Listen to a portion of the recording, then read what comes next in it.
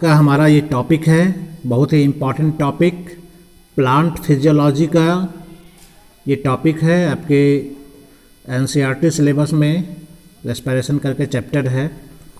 तो देखते हैं, प्राय हम लोग मानते हैं कि रेस्पिरेशन जो है सिर्फ और सिर्फ ह्यूमन में होता है, अदर ऑर्गेनिज्म में नहीं होता है। प्राय ऐसा सोच लेते हैं लोग, लेकिन ऐसा नहीं है। रेस्पिरेशन सारे एनिमल्स में भी होते हैं, जितने प्लांट्स हैं सब में होते हैं, ठीक है। इसके अलावे माइक्रोब्स में भी रेस्पिरेशन प्रोसेस होता है, ठीक है। प्लांट में, एनिमल में, माइक्रोब्स में, सब में रेस्पिरेशन का प्रोसेस होता है और ये बहुत ही ज़रूरी है। यह प्रोसेस होना ज़रूरी है। क्यों ज़रूरी है? एक्चुअल में क्या होता है, यहाँ पर जो रेस्पिरेशन का जो मीनिंग है वो एक्चुअल में सेल्यूलर रेस्पिरेशन है। ये क्या होता है? Cellular respiration. क्लियर है? तो इस रेस्पिरेशन में क्या होता है कि सेल के अंदर जो फूड मॉलिक्यूल होता है, जैसे कि ग्लूकोज है, जब इसको ऑक्सीजन मिलता है तो यह टूट करके कार्बन डाइऑक्साइड H2O बनाता है और प्लस सबसे जो इम्पॉर्टेंट चीज़ है वो है एनर्जी, यह तैयार होता है। इसको हम लोग कहते हैं सेल्यूलर रेस्पिरेशन। कोई भी ऑर्गेनिज्म हो, चाहे वो वन सेल का हो या फिर बहुत सारे सेल का बना हुआ हो, सब में सेल्यूलर रेस्पिरेशन का प्रोसेस सेल के अंदर ही होता है। जो कॉम्प्लेक्स ऑर्गेनिज्म होते हैं उसमें रेस्पिरेटरी सिस्टम काफ़ी डेवलप होते हैं। इसका मेन उद्देश्य यही होता है कि लगभग सभी सेल तक ऑक्सीजन पहुंच जाए, ठीक है। ऑक्सीजन अगर पहुंच गया तो वो क्या करेगा, सेल में जो मौजूद फूड मॉलिक्यूल्स है उसको ऑक्सीडाइज करा के वो एनर्जी का प्रोडक्शन करेगा, ठीक है।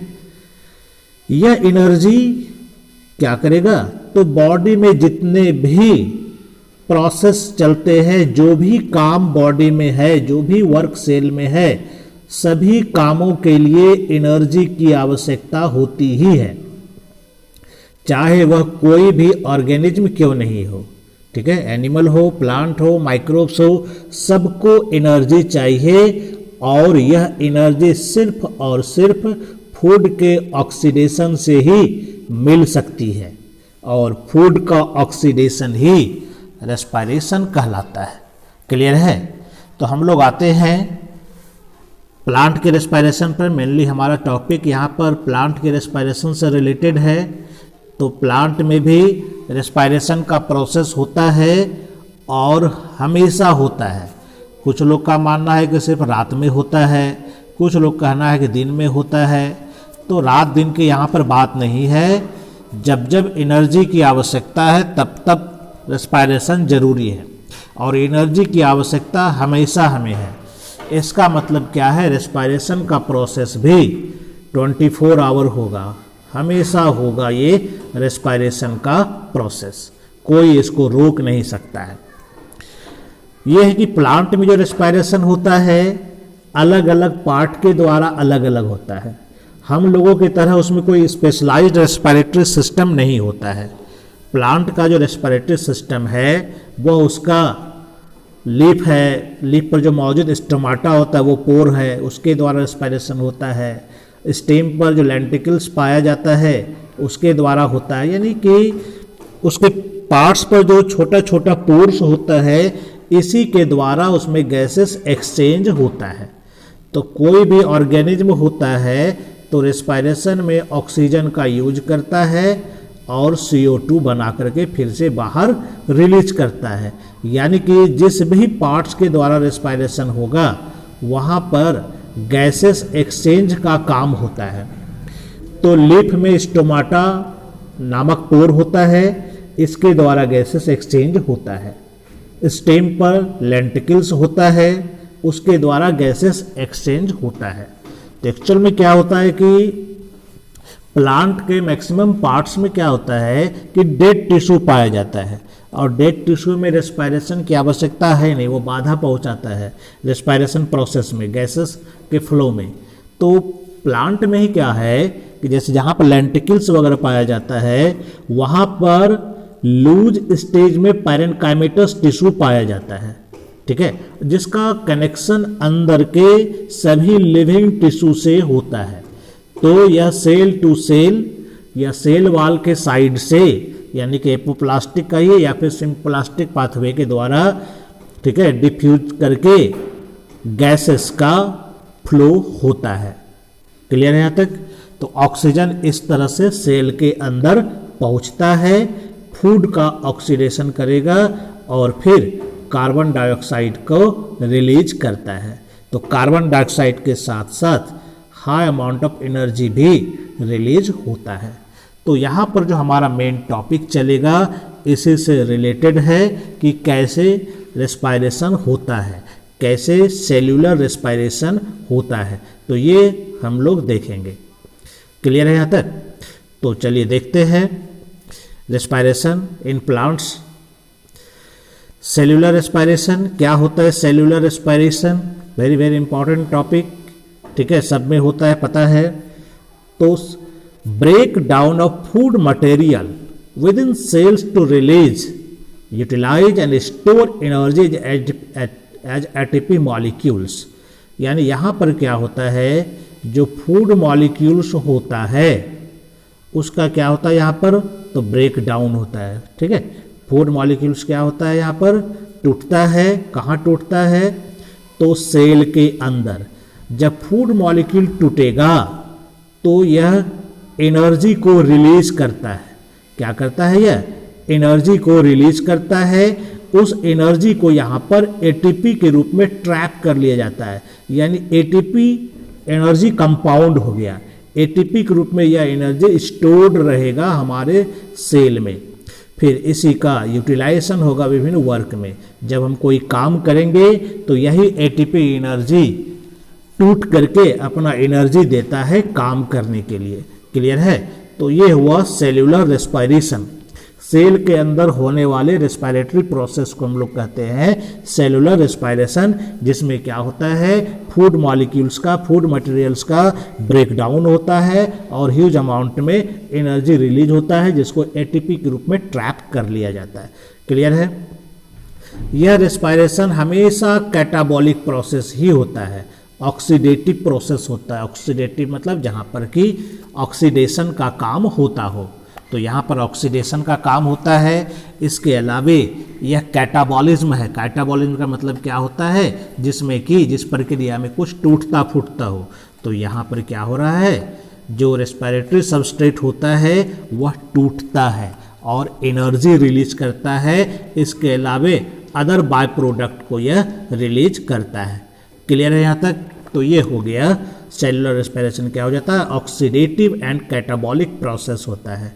तो जिस फूड मटेरियल्स का यहाँ पर ऑक्सीडेशन होता है, जिस बायोमॉलिक्यूल्स का यहाँ पर ऑक्सीडेशन होता है, उसको हम लोग कहते हैं रेस्पिरेटरी सबस्ट्रेट। याद रखना है, जिस फूड मटेरियल्स का, जिस बायोमॉलिक्यूल्स का ऑक्सीडेशन होता है, उस सबस्ट्रेट को हम लोग कहेंगे रेस्पिरेटरी सबस्ट्रेट।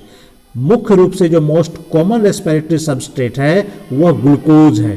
कौन सा है? ग्लूकोज। इसका मतलब ये नहीं कि सिर्फ ग्लूकोज ही रेस्पिरेटरी सबस्ट्रेट हो सकता है, प्रोटीन भी रेस्पिरेटरी सबस्ट्रेट हो सकता है, फैट भी हो सकता है, ठीक है। इसके अलावे ऑर्गेनिक एसिड्स भी हो सकते हैं। क्लियर है? लेकिन कॉमनली जो रेस्पिरेटरी सबस्ट्रेट है वो ग्लूकोज है, लेकिन इसके अलावे प्रोटीन भी हो सकते हैं, फैट्स भी हो सकते हैं, ऑर्गेनिक एसिड्स भी हो सकते हैं। क्लियर है यहाँ तक? नेक्स्ट, रेस्पिरेशन जो हो सकता है यह एरोबिक भी हो सकता है और एनारोबिक भी हो सकता है। दोनों प्रकार के हो सकते हैं, एरोबिक एंड एनारोबिक रेस्पिरेशन होता है, यानी दोनों में ऑक्सीडेशन प्रोसेस ही चलता है। लेकिन एरोबिक में क्या होता है, एरोबिक में ऑक्सीजन का यूज होता है और एनारोबिक में ऑक्सीजन का यूज नहीं होता है। क्लियर है? तो दो तरह के respiration, aerobic and anaerobic. Aerobic में क्या होता है, इसमें ऑक्सीजन का यूटिलाइजेशन होगा, यानी कि फूड मॉलिक्यूल्स को तोड़ने के लिए ऑक्सीजन यहाँ पर यूटिलाइज होता है, जबकि एनारोबिक में ऑक्सीजन का यूटिलाइजेशन नहीं होता है। क्लियर है? तो जब एरोबिक रेस्पिरेशन होगा, ठीक है, जब एरोबिक रेस्पिरेशन होगा तो उसमें एक ग्लूकोज मॉलिक्यूल अगर टूटता है तो टोटल 38 एटीपी रिलीज होता है। कितना एटीपी रिलीज होगा? टोटल 38 एटीपी के रूप में एनर्जी रिलीज होता है एक ग्लूकोज मॉलिक्यूल से। ये ग्लूकोज मॉलिक्यूल है, ये ऑक्सीजन है। चूंकि एरोबिक रेस्पिरेशन है तो ऑक्सीजन यूज होगा, तो कार्बन डाइऑक्साइड, वाटर तो रिलीज होता ही है, एनर्जी भी रिलीज होता है। कितना एनर्जी रिलीज हो जाएगा? 38 एटीपी रिलीज होता है। क्लियर है यहाँ तक? लेकिन अगर एनारोबिक रेस्पिरेशन हो, ठीक है, अगर एनारोबिक रेस्पिरेशन होगा तब 38 एटीपी नहीं, तब तो मात्र 2 एटीपी रिलीज हो गया, यही बहुत है। क्योंकि इस प्रोसेस में यह एटीपी कंज्यूमिंग प्रोसेस हो जाता है एनारोबिक रेस्पिरेशन। एनारोबिक में क्या होता है? ऑक्सीजन का यूटिलाइजेशन नहीं होता है। इसका मतलब यहाँ पर जो ग्लूकोज का ऑक्सीडेशन होगा वो पार्शियल ऑक्सीडेशन होगा। पार्शियल ऑक्सीडेशन होगा तो 2 एटीपी मात्र यहाँ पर हमको फायदा देगा। कैसे होता है तो ये आगे का प्रोसेस में हम लोग अभी जानेंगे। क्लियर है? दो तरह का रेस्पिरेशन हो गया, नो प्रॉब्लम। अब है कि कौन कौन सा इसमें स्टेप्स आएगा, ठीक है। तो स्टेप्स जो इसमें आता है, मेन स्टेप्स, तो मेनली 3 स्टेप्स आएगा। कितना स्टेप्स आता है? अगर एरोबिक रेस्पिरेशन की बात करें तो मुख्य रूप से 3 स्टेप आएगा। First step glycolysis. पहला स्टेप क्या हो जाएगा? ग्लाइकोलाइसिस होता है, जो कि साइटोप्लाज्म में होता है। दूसरा स्टेप्स क्रेब्स साइकिल होता है, यानी कि TCA साइकिल इसको भी कहते हैं। और तीसरा जो होता है ये इलेक्ट्रॉन ट्रांसपोर्ट सिस्टम है। क्लियर है यहाँ तक? तो ये तीनों के बारे में हमको अच्छे से जानना है। कौन कौन सा स्टेप हो गया? ग्लाइकोलाइसिस, क्रेब्स साइकिल और इलेक्ट्रॉन ट्रांसपोर्ट। लेकिन वही एनारोबिक रहेगा तो एनारोबिक रेस्पिरेशन में ये क्रेब्स साइकिल नहीं होगा, इसके जगह पर फर्मेंटेशन होता है। ठीक है, इसके जगह पर क्या होगा? फर्मेंटेशन प्रोसेस होता है क्रेब्स साइकिल के जगह पर। याद रहेगा? तो 3 स्टेप्स मेन रूप से सेलुलर रेस्पिरेशन का, glycolysis, Krebs cycle and ETS। तो आगे जानते हैं और क्या है, जानते हैं पहले ग्लाइकोलाइसिस के बारे में। बड़ा ही इंपॉर्टेंट पार्ट है ग्लाइकोलाइसिस, है ना। नाम से ही पता चल रहा है ग्लाइकोलाइसिस का मतलब क्या होता है। ठीक है, ग्लाइको का मतलब हो गया ग्लूकोज। ग्लाइको का मतलब क्या हो गया? ग्लूकोज। लाइसिस का मतलब क्या होता है? ब्रेक डाउन या स्प्लिटिंग। तो यहाँ पर क्या हो रहा है? ग्लूकोज का स्प्लिटिंग होता है। यहाँ पर क्या होता है? इस प्रोसेस में, ग्लाइकोलाइसिस प्रोसेस में क्या होता है? यहाँ पर ग्लूकोज का स्प्लिटिंग होता है, यानी ग्लूकोज का जो मॉलिक्यूल है, जो 6 कार्बन का मॉलिक्यूल है, 6 कार्बन का जो मॉलिक्यूल है, यह टूट जाता है। टूट करके क्या होता है? 3 कार्बन वाला 2 मॉलिक्यूल बनाता है पायरुविक एसिड का। ठीक है, एक ग्लूकोज टूटा तो 2 मॉलिक्यूल पायरुविक एसिड का बनता है। पायरुविक एसिड 3 कार्बन का बना होता है। क्लियर हो गया यहाँ तक?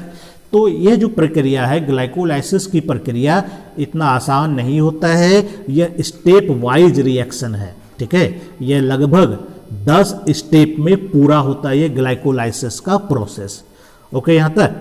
तो यहाँ पर ग्लूकोज का एक मॉलिक्यूल टूट करके पायरुविक एसिड का 2 मॉलिक्यूल्स बनाता है। कहाँ होता है ये? यह साइटोप्लाज्म में होता है।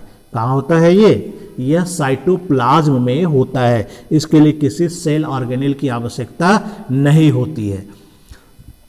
इसका मतलब क्या है? यह वैसे सेल में भी यह हो सकता है जहां पर कि कोई सेल ऑर्गेनेल नहीं हो, जैसे कि प्रोकैरियोटिक सेल है तो वहां पर हो सकता है। हम लोग जानते हैं कई प्रोकैरियोटिक ऑर्गेनिज्म या कुछ बैक्टीरिया ऐसे होते हैं जो एनारोबिक रेस्पिरेशन करते हैं।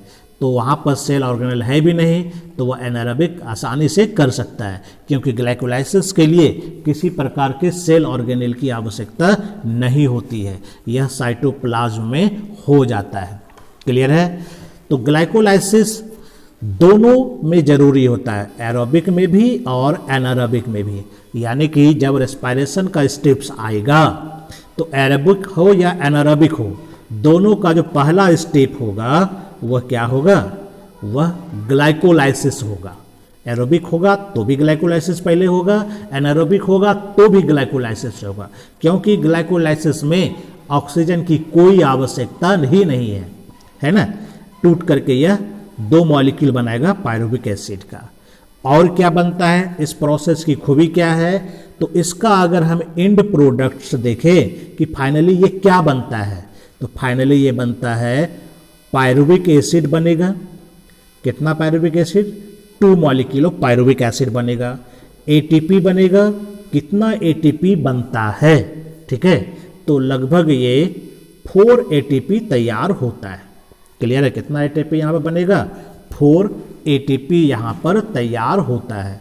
और NADPH2 बनता है। कितना NADPH2 बनता है? 2 NADPH2 तैयार होता है। याद रहेगा?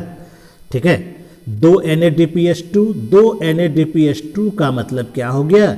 एक NADPH2 जब ETS में जाएगा, इलेक्ट्रॉन ट्रांसपोर्ट सिस्टम में जाएगा, तो 1 से 3 ATP तैयार होता है, यानी कि लगभग 6 ATP इससे तैयार हो जाएगा।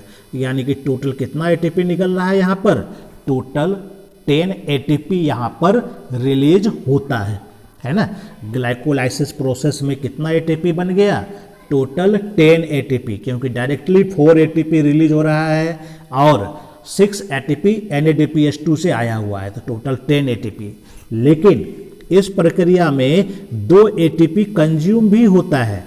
2 ATP आर यूज्ड। शुरुआत में ही जब ग्लाइकोलाइसिस का प्रोसेस शुरू होगा उसी दौरान ही 2 ATP यूज हो जाता है। यानी कि टोटल 10 में से क्या हुआ? 2 ATP यूज हो गया। यानी कि टोटल कितना ATP? 10 ATP था टोटल, इसमें से 2 ATP यूज होता है शुरुआत में ही।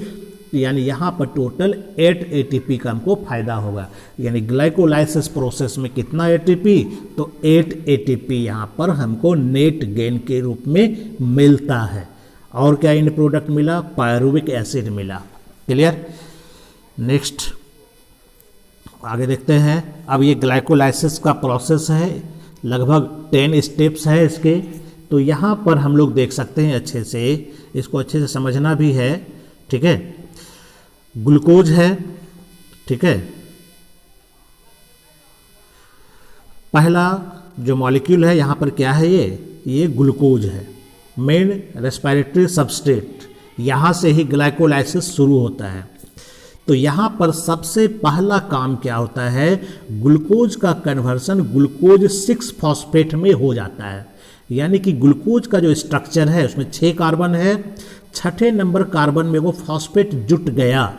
जुटने का मतलब है कि फॉस्फेट कहीं से आया है, तो यहीं पर ये आया हुआ है। यहाँ पर देख सकते हैं कि ATP था, ATP से ADP बना, इसका मतलब एक ATP यहाँ पर रिलीज हुआ है। वही ATP इस ग्लूकोज के साथ जुटा और क्या बन गया? Glucose 6 phosphate. जहाँ पर भी ATP रिलीज होता है तो वहाँ पर ये याद रखना है कि वहाँ पर काइनेज एंजाइम रिलीज होता है। काइनेज एंजाइम उसमें हेल्प करता है, रिलीज नहीं होता है, काइनेज एंजाइम हेल्प करता है। चूँकि ग्लूकोज एक हेक्सोज कार्बोहाइड्रेट है, 6 कार्बन वाला है, इसलिए यहाँ पर इसका नाम एंजाइम का हो जाता है हेक्सोकाइनेज। कौन सा एंजाइम?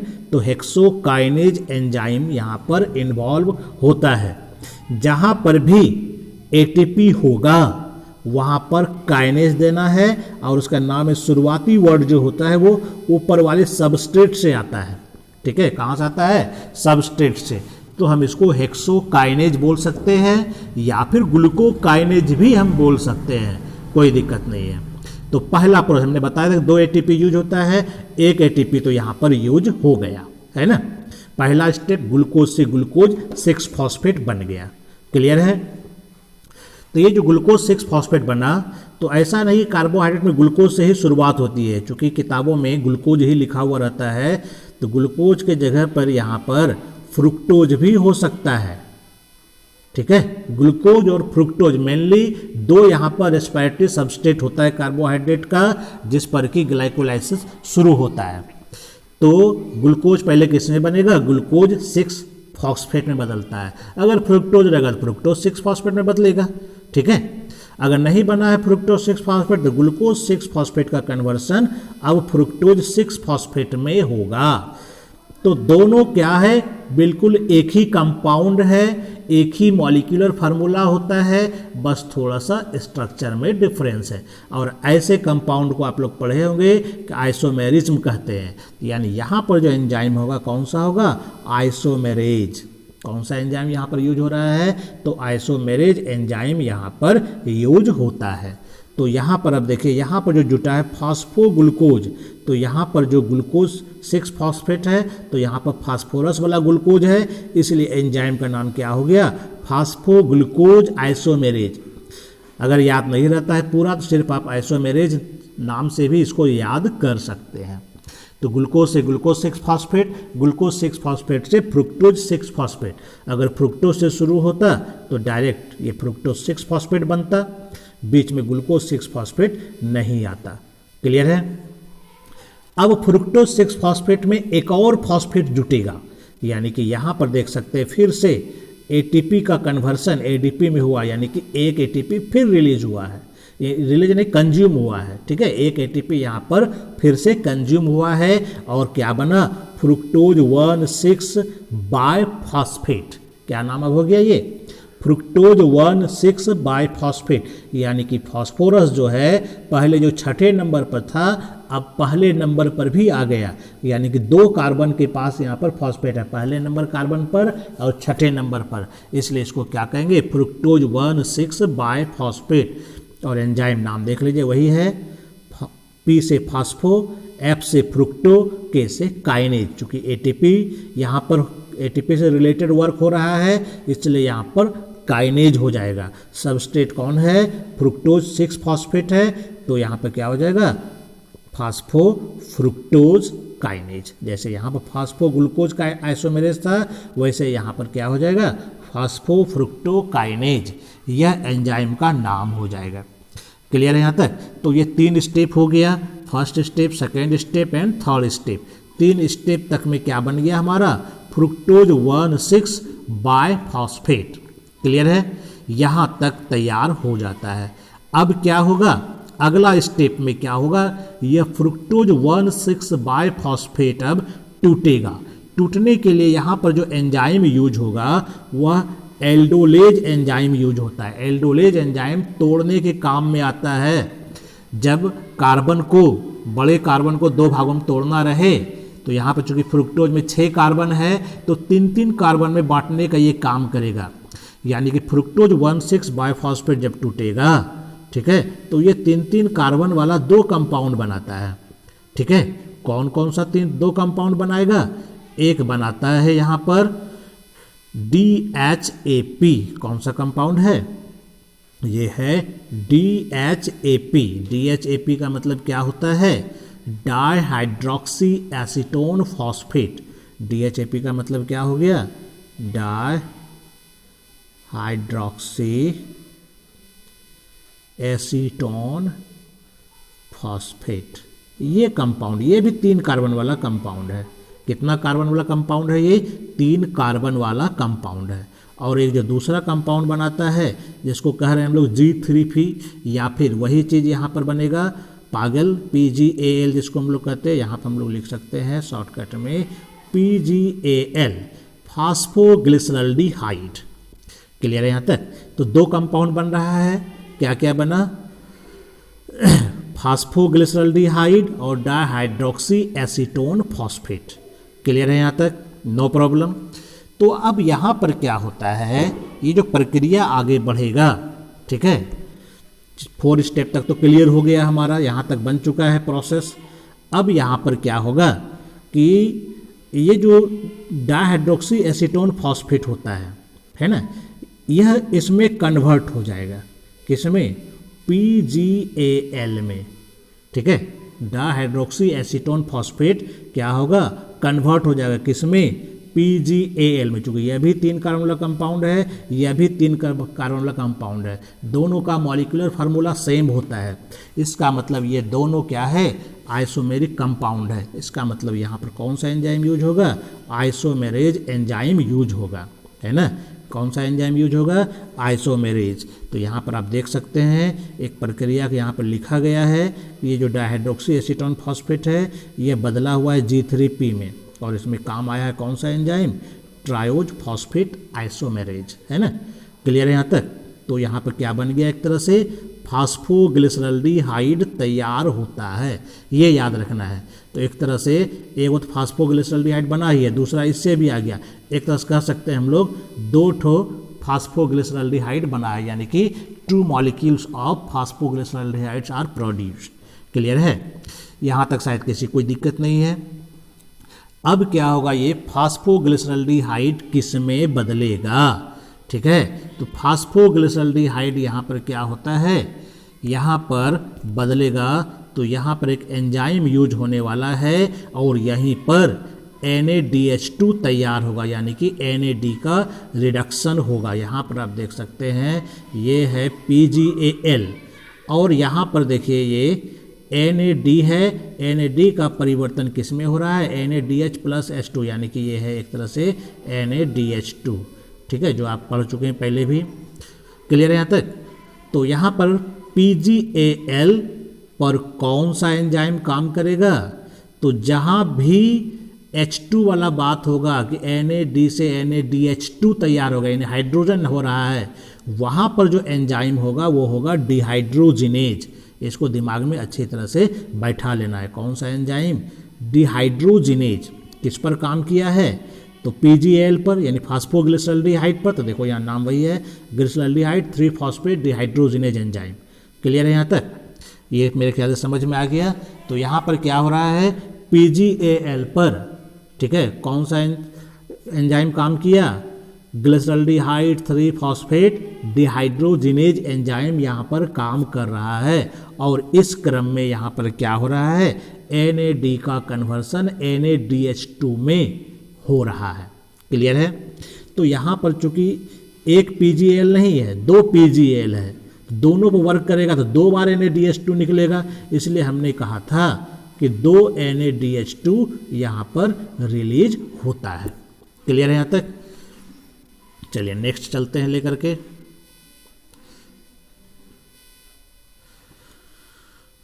अब है अगला स्टेप है, देखते हैं हम लोग। तो PgAl जो है फास्फोग्लिसरल्डिहाइड, जब उस पर डिहाइड्रोजिनेज एंजाइम काम किया, ठीक है, जब उस पर डिहाइड्रोजिनेज एंजाइम काम किया तो वह किस में बदल जाता है, वह बदल जाता है 1,3-बायफास्फोग्लिसरेट। किस में बदल जाता है, 1,3-बायफास्फोग्लिसरेट। इसको हम लोग कह सकते हैं शॉर्टकट में वही PGA, ठीक है। कौन सा PGA, 1,3-बाय-PGA, ठीक है, नाम इसका क्या हो जाएगा, ये शॉर्टकट में इसको हम बोलेंगे 1,3-बाय-PGA। इधर वाला नहीं देखना है, यहाँ पर 2 प्रोसेस लेकर के चला गया है, तो वही चीज़ है, इधर भी दोनों तरफ सेम सेम है, ठीक है। तो PgAl पर डिहाइड्रोजिनेज एंजाइम काम किया है और बन गया 1,3-बाय-PGA। क्लियर है यहाँ तक। तो एक प्रोसेस हो गया, एंजाइम डिहाइड्रोजिनेज काम किया। अब ये 1,3-बाय-PGA से बन जाएगा ये 3-PGA। क्या बनेगा यहाँ पर, चूँकि यहाँ पर देख सकते हैं पहले नंबर पर फास्फोरस है और तीसरे नंबर, 1,3 का मतलब है पहले नंबर पर और तीसरे नंबर पर। जब ऐसा है तो यहाँ पर क्या होगा, ATP अब रिलीज होगा, क्योंकि अब एक ही तीसरे नंबर कार्बन पर सिर्फ फास्फोरस है, तो पहला नंबर वाला क्या होगा, यहाँ पर रिलीज होकर के क्या बनाएगा, ATP। चूँकि ऐसा 2 कंपाउंड बन रहा है तो इसका मतलब 2 ATP यहाँ पर रिलीज हुआ, यानी 1,3-बाय-PGA से जब 3-PGA कंपाउंड बनता है तो यहाँ पर 2 ATP रिलीज होता है। क्लियर है।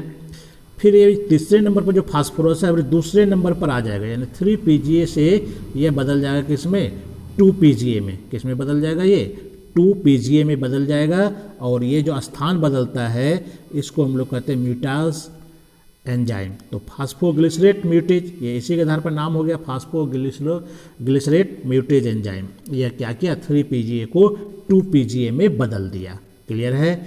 अब यह 2 PGA क्या होगा, इससे एक वाटर का अणु बाहर निकल जाएगा और बन जाएगा PEP। PEP का मतलब हो गया फास्फोइनोल पायरुवेट या फास्फोइनोल पायरुविक एसिड। क्लियर है। PEP का मतलब क्या हो गया, फास्फोइनोल पायरुविक एसिड। और लास्ट प्रोसेस में क्या होगा, तो लास्ट प्रोसेस में जो हो रहा है वो ये होगा कि यह फास्फोइनोल पायरुविक एसिड पायरुवेट में कन्वर्ट हो जाएगा। किस में कन्वर्ट हो जाएगा, पायरुवेट में, यानी कि पायरुविक एसिड में। इस दौरान भी ATP रिलीज होगा, क्योंकि यहाँ पर जो इसमें जो फास्फोरस था वो ATP ग्रुप में रिलीज हो गया, तो पायरुविक एसिड में फास्फोरस नहीं है। इस तरह से यहाँ पर क्या हुआ कि 2 ATP और रिलीज हो गया और ग्लाइकोलाइसिस में 2 पायरुविक एसिड भी तैयार हो गया। क्लियर है। तो यह प्रोसेस क्लियर हो गया। टोटल 10 स्टेप में यह प्रोसेस चलता है। ओके, यहाँ तक तो क्या क्या हुआ इस प्रोसेस में, तो याद कर लेना इसको अच्छे से।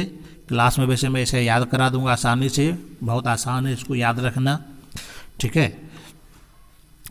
तो ये सारा हो गया ग्लाइकोलाइसिस। तो यहाँ पर हम लोग देख लिए कि 2 ATP यहाँ निकला, 2 ATP यहाँ निकला, तो टोटल 4 ATP निकल रहा है। यहाँ पर कितना ATP निकल रहा है, 4 ATP निकल रहा है। क्लियर है। और 4 ATP में अगर देखें तो 2 ATP शुरू में यूज हुआ था, है ना, इसका मतलब 2 ATP का ही फायदा हुआ। लेकिन इस 2 ATP के साथ यहाँ पर हम लोगों ने देखा था एक NADH2 भी निकलता है, तो 2 NADH2 रहता है। 2 NADH2 का मतलब 6 ATP, तो 6 ATP इधर से आया, 2 ATP उधर से फायदा हुआ है, टोटल 8 ATP। यानी ग्लाइकोलाइसिस में टोटल कितना ATP का फायदा हो जाता है, टोटल 8 ATP का फायदा होता है। क्लियर है। फिलहाल यहाँ तक इसको हम लोग रखते हैं, फिर नेक्स्ट के लिए वेट कीजिए, नेक्स्ट क्लास के लिए, जिसमें हम लोग देखेंगे पायरुविक एसिड का फ्यूचर क्या है। ठीक है। फर्मेंटेशन कैसे होगा, क्रेब साइकिल कैसे होगा, इलेक्ट्रॉन ट्रांसपोर्ट सिस्टम किस प्रकार से होगा। ठीक है। तो रेस्पिरेटरी सबस्ट्रेट के बारे में पढ़ेंगे, एम्फीबॉलिक पाथवे के बारे में पढ़ेंगे। तो ये भी बहुत सारा चीज़ इसमें मौजूद है।